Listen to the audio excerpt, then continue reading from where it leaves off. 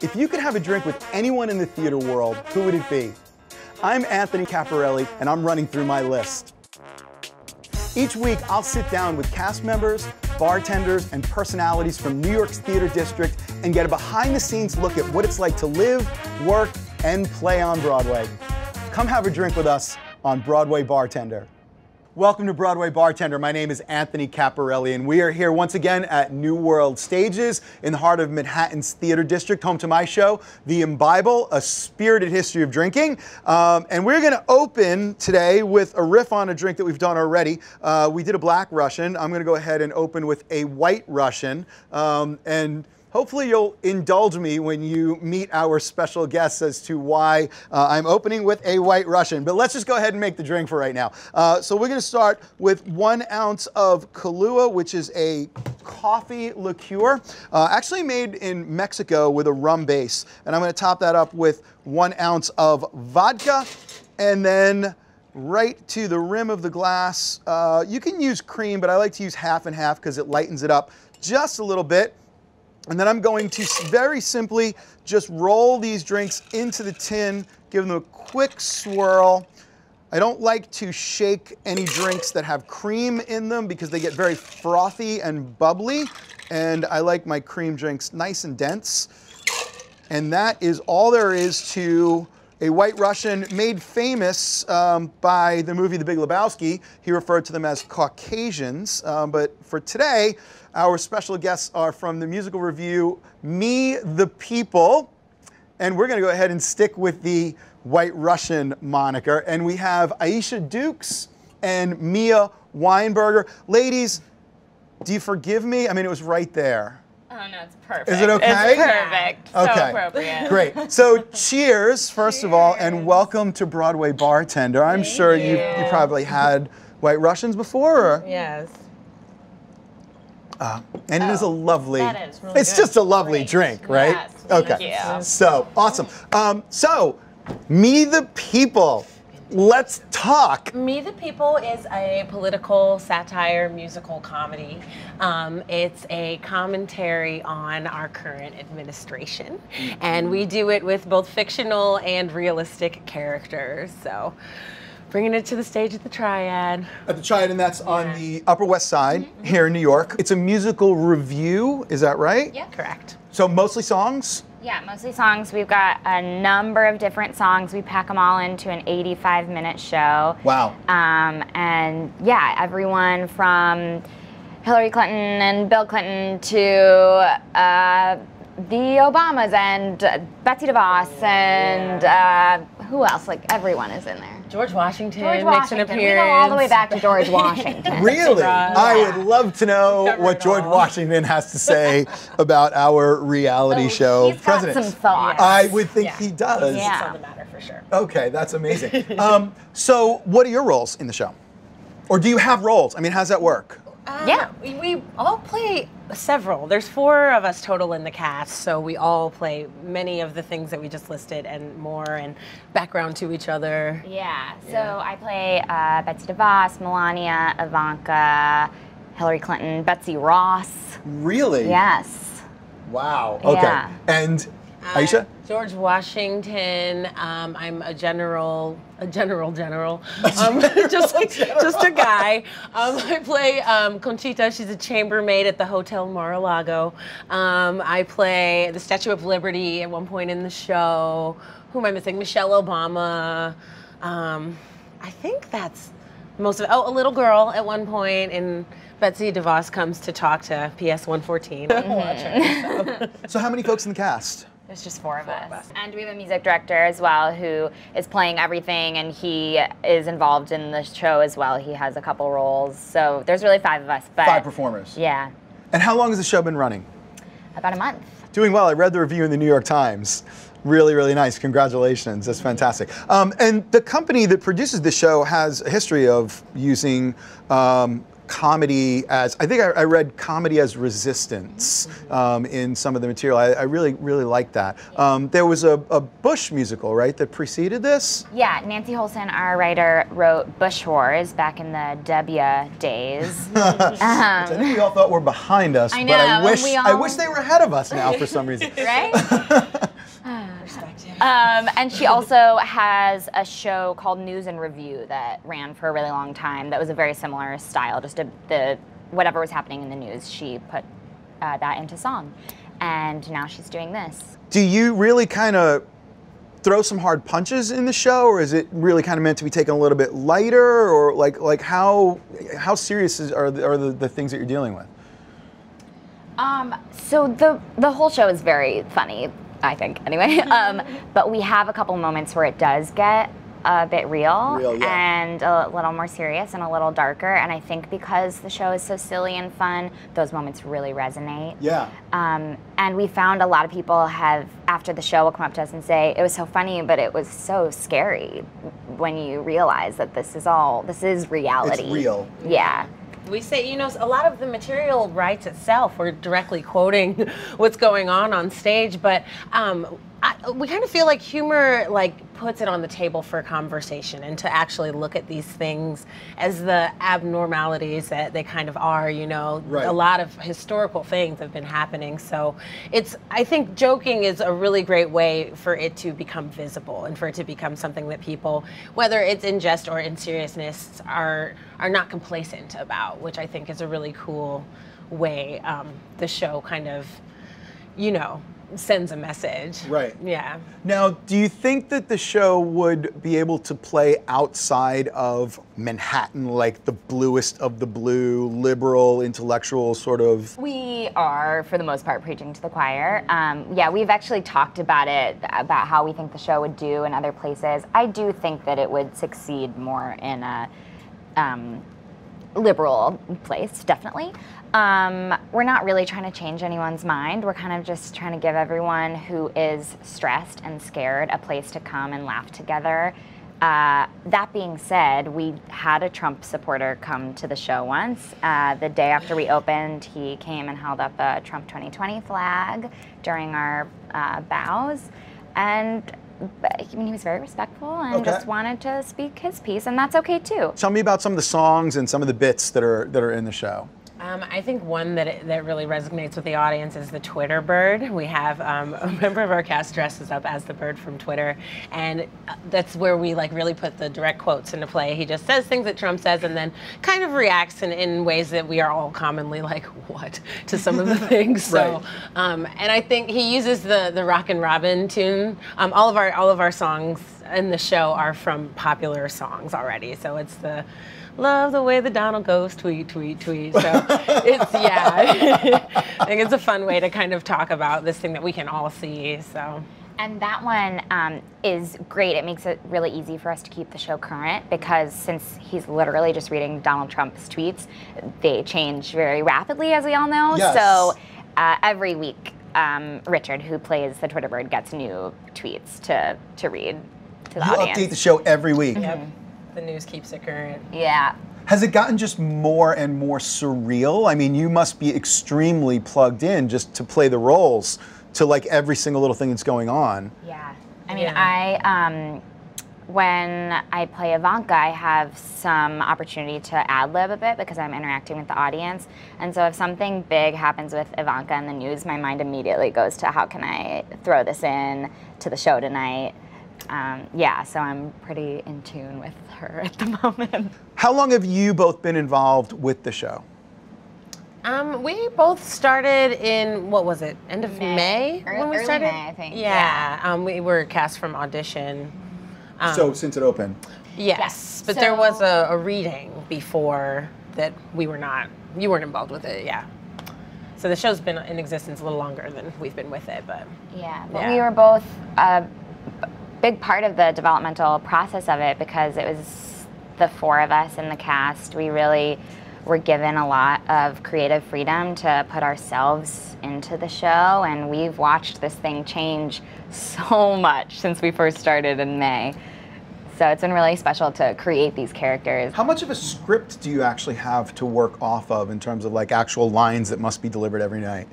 We have like a full, like, there's like a, you know, libretto of the songs, and there's like lines that they give us to kind of transition the numbers. Right. So there's stuff that's written, but a lot of it changes so fast that, you know, it's in there crossed out, or that, you know, we don't even really go to the scripts, we just like memorize what they send us and add it to the show. So even from previews, like when Playbill came and looked like to now, the show has numbers that are gone or that are like completely different, so. Like actual musical numbers will go in and out of the show. Yeah. So when we started rehearsal, Comey had not yet been fired.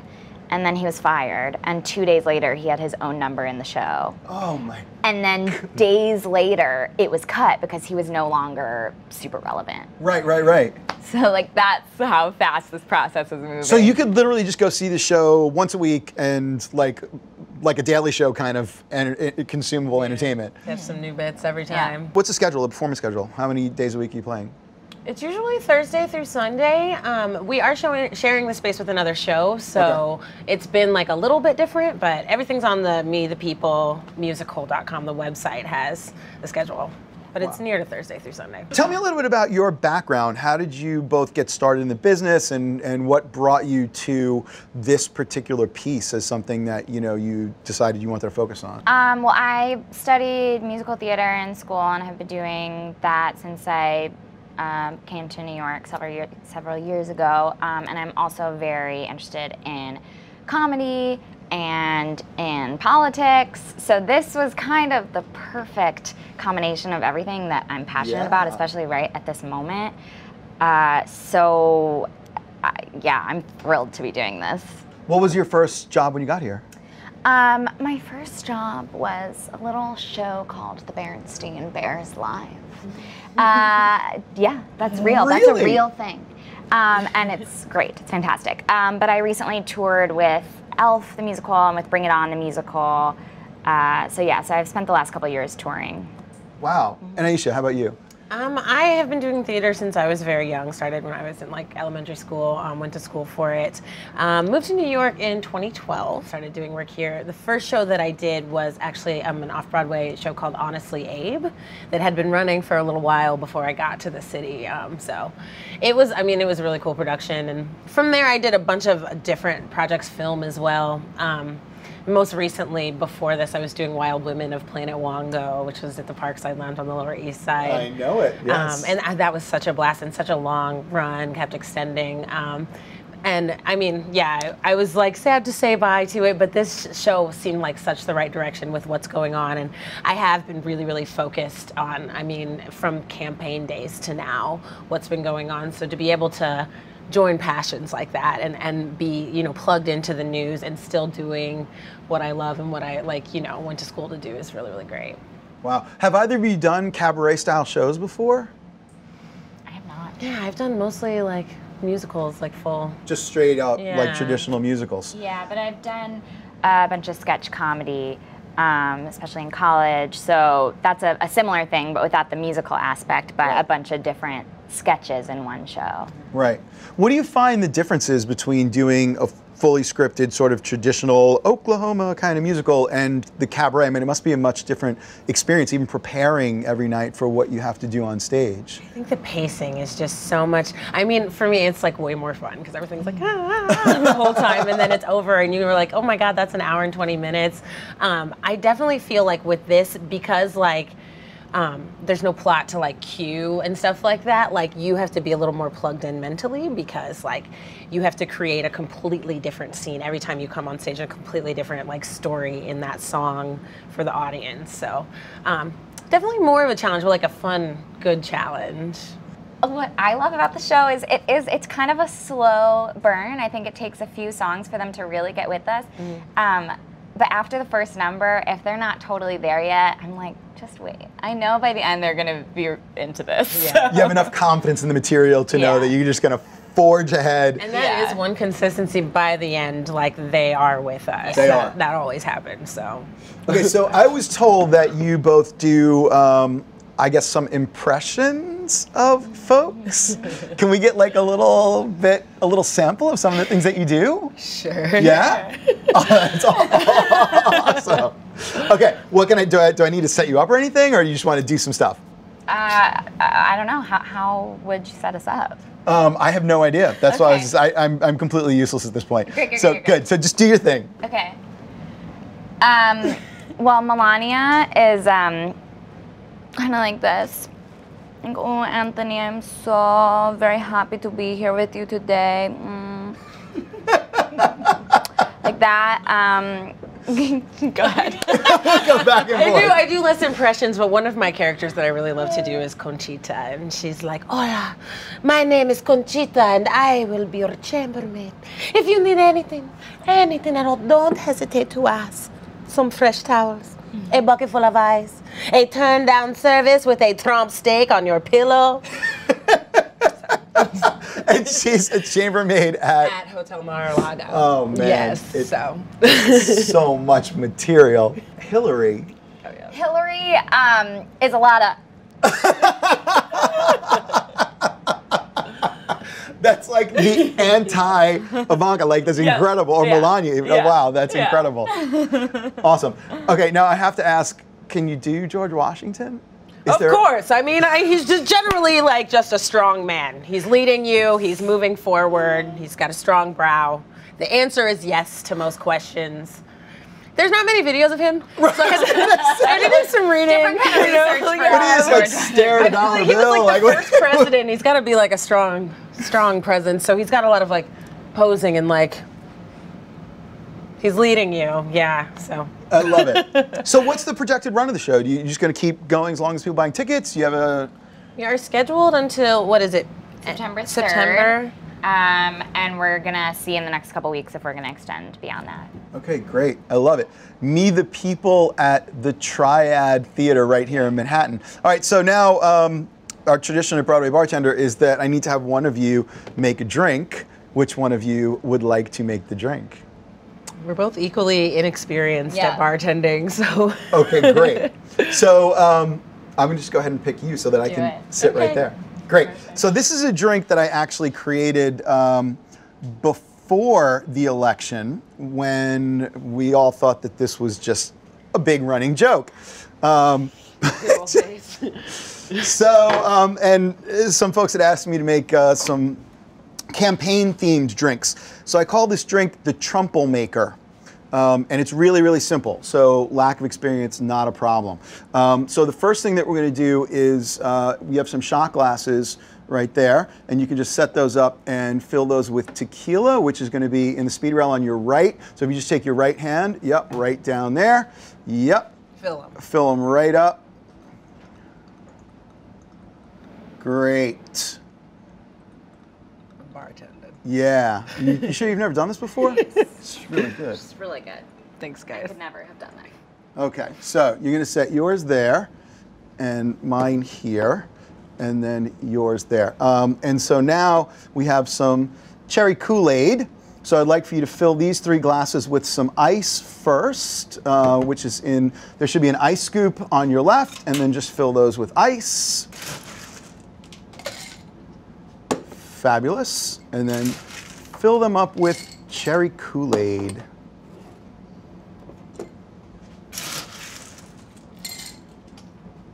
Wonderful.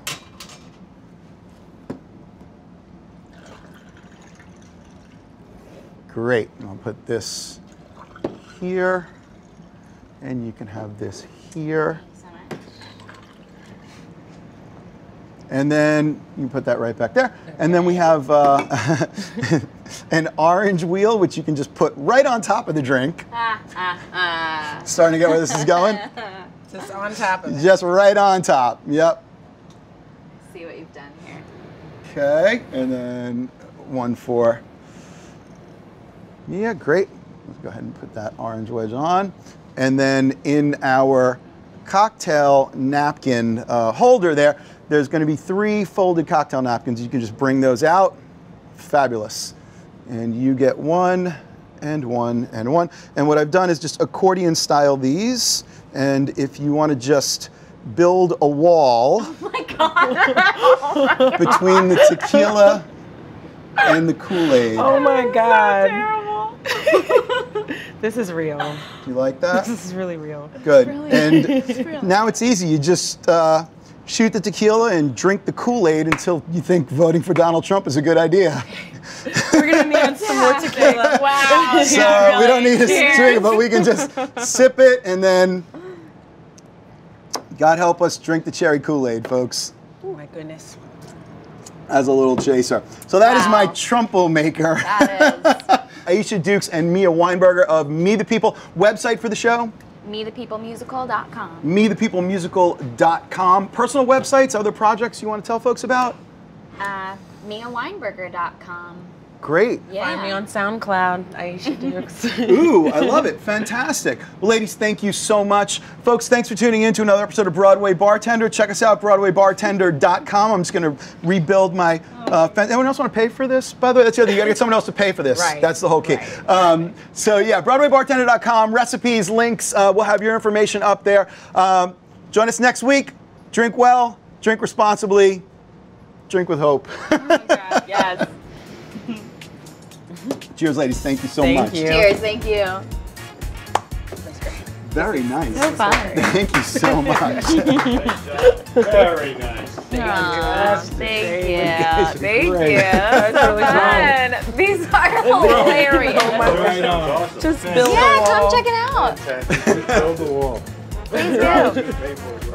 I'm going to take some Yeah. behind the bar there. Oh, okay. Please.